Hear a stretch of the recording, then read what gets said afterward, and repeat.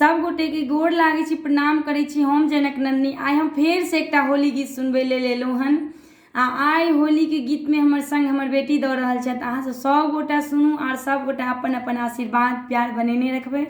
तो सुनै जाइए सब गोटा।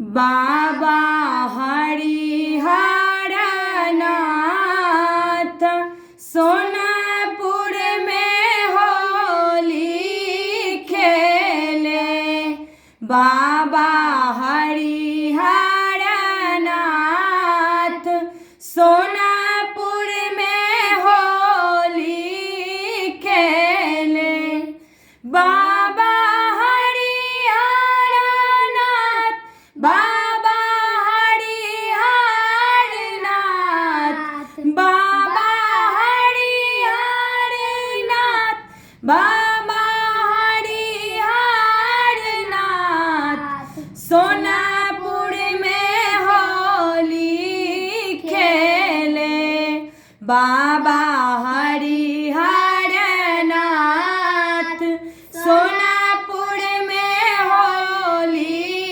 खेले, बाबा हरिहर नाथ सोनापुर में होली खेले। एक रंग खेले बाबा हो विदेश्वर, एक रंग खेले बाबा हो विदेश्वर, एक रंग खेले भैरव लाल हो, एक रंग खेले भैरव लाल सोनापुर में, बाबा हरिहर नाथ सोनापुर में होली खेले, बाबा हरिहर नाथ सोनापुर में होली खेले।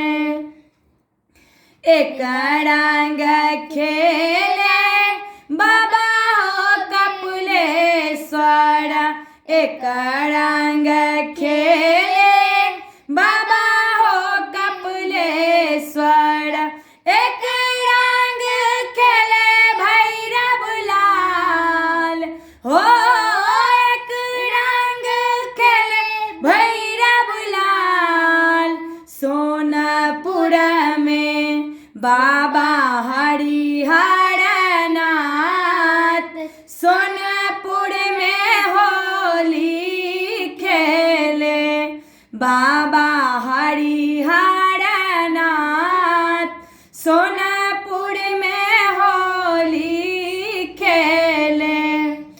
एक रंग लूटे बाबा हो कुशेश्वर, एक रंग लूटे बाबा हो कुशेश्वर, एक रंग लूटे भैरव लाल हो, एक रंग लूटे भैरव लाल सोनापुर में, बाबा हरिहर नाथ सोनापुर में होली खेले, बाबा हरिहर नाथ सोनापुर में होली खेले, बाबा हरिहर